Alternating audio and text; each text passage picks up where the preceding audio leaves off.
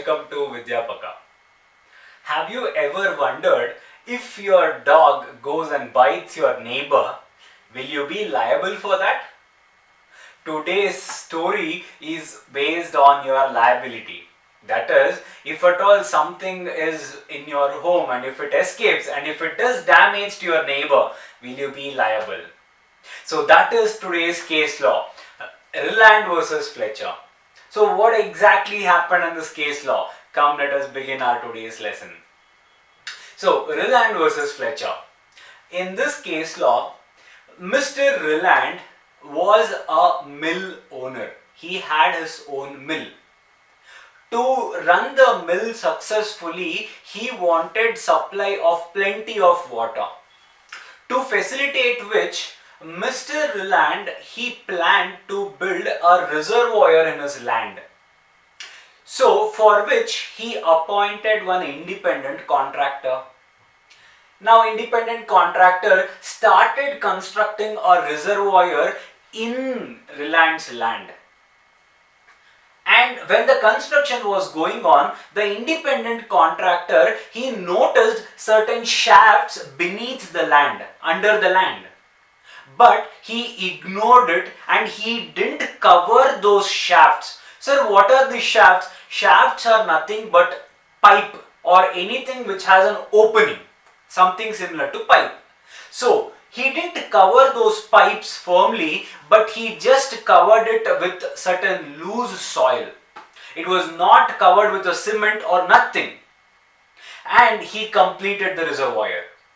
Once the reservoir was completed, Mr. Ryland started filling water in the reservoir. Now, the unknown thing in the story was this particular land was adjacent to one of the other person's land called Fletcher. Fletcher had a land just next to Ryland's land. And under the land, whatever those pipes were there, those pipes came out of Fletcher's land. It was connected.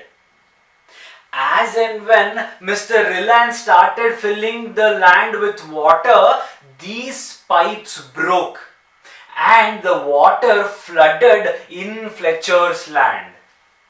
Fletcher had a coal mine. So he was doing a business of coal. And because of the escape of the water from these shafts, the Fletcher's coal mine was totally flooded with water and he suffered a huge loss. For which Fletcher went and filed a case on Ryland. Now whatever is running in your mind, yes, that is what even Ryland said. In the court when asked, Mr. Ryland said, Your Honor, for construction of this reservoir, I had appointed an independent contractor. He didn't do his job properly. Why are you catching hold of me? That is when, my friends, one very interesting doctrine came into picture. A very, very interesting, and even today's date that doctrine is very, very effective. And that doctrine is Doctrine of Strict liability. Now, what does this Doctrine of Strict liability mean? This means, if at all there is any person who brings anything and keeps anything in his land, and if such thing escapes from the land, and if it escapes, if it causes any mischief, mischief means harm, then whoever has kept it on his land, that person will be responsible for all the damages caused and also for all the consequences. This was laid out in the case of Ryland vs Fletcher. So now Mr. Ryland had constructed a reservoir which had plenty of water.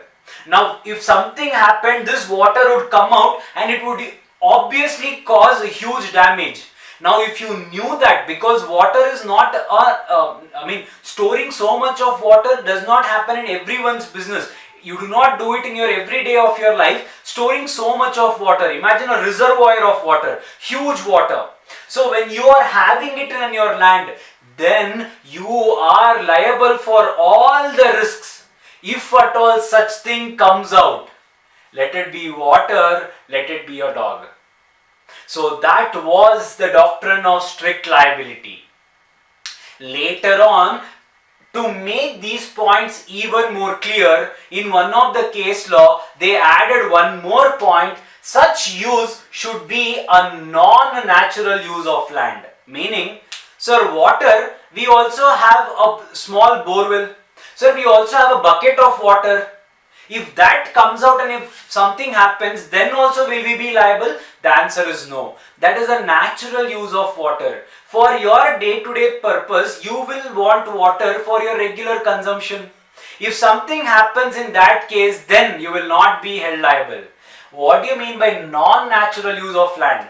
Any normal person will not construct a reservoir. So such things are called as non-natural use. And of course, this thing, that is doctrine of strict liability, also has certain exceptions. When we are doing this doctrine, we will see what are those exceptions. But yes, this is what was held in the case of Ryland vs Fletcher. And Ryland was held liable and he had to pay the loss suffered by the Fletcher. So whenever you, even if you have hired someone, there is no excuse, you are strictly liable. No matter who has done the job, you are still liable for it. And hence Ryland was held liable and he had to compensate Fletcher for all the damages suffered. So that was doctrine of strict liability and also the case of Ryland vs Fletcher. I hope you guys understood the case law as well as the doctrine. Thank you so much for watching this video, guys. Stay tuned for more videos.